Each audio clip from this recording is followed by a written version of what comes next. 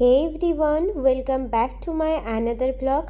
আজ বৃহস্পতিবার, ভগবানদের পুজো প্রায় শেষের দিকে। প্রথম থেকে আমি ভিডিওটা রেকর্ড করিনি, কারণ যেহেতু বৃহস্পতিবার ঠাকুর ঘরে ছিল অনেক কাজ। তো যাই হোক, ভগবানদের সাজিয়ে দিয়েছি আর ভগবানদের দর্শন করেছো তোমরা অবশ্যই কমেন্টে জানিও যে ভগবানের দর্শন আজ তোমাদের কেমন লাগলো।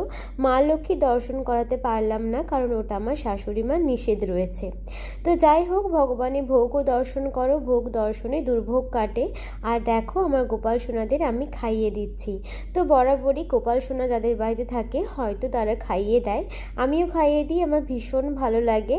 তো যাই হোক, চলো, বৃহস্পতিবার যেহেতু আজকে একটু ধুনো দিতে হবে, তো ধুনো দিতে বেশ ভালো লাগে। আগে আমি ধুনোর গন্ধ মোটেই সহ্য করতে পারতাম না, কিন্তু এখন ভালো লাগে। তো যাই হোক, পুজো শেষ আর এই যে আমি আমার শাশুড়ি মা বসে পড়েছি খাওয়ার জন্য।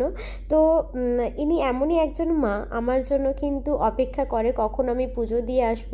প্রায় এখন 11টা বাজে, আমার জন্য বসে রয়েছিল, তাই যে আমি কখন বেরোবো ঠাকুরের ঘর থেকে, আর বেরিয়ে আমরা দুজনা মিলে একসাথে খাবো। তো চলো, খাওয়া তো কমপ্লিট। এদিকে আমি সবজিও কেটে ফেলেছি, যেহেতু বৃহস্পতিবার আমাদের নিরামিষ হবে। তো বরবটি ভাজা হবে আর বাঁধাকপি তরকারি হবে। তো বরবটি ভাজা মা বসিয়ে দিয়েছে, এদিকে আমার বর গিয়েছে মেয়েকে আনতে। তো মেয়েকে নিয়ে আসার সময় ও নিয়ে আসবে মাশরুম, মানে যাকে আমাদের বাঙালিতে অষ্টমী ছাতু বলা হয়। তো ওইটা নিয়ে আসবে। প্রায় এখন রেগুলার আমাদের বাড়িতে এইসব হচ্ছে রান্না, তো আমার বেশ ভালো লাগে। আর চলো, আজকে যে সকালবেলাতে তোমাদের সাথে শেয়ার করলাম, কেমন লাগলো ভিডিওটা অবশ্যই কমেন্টে জানিও। ভালো লাগলে কিন্তু অবশ্যই সাবস্ক্রাইব করে আমাদের পাশে থেকো।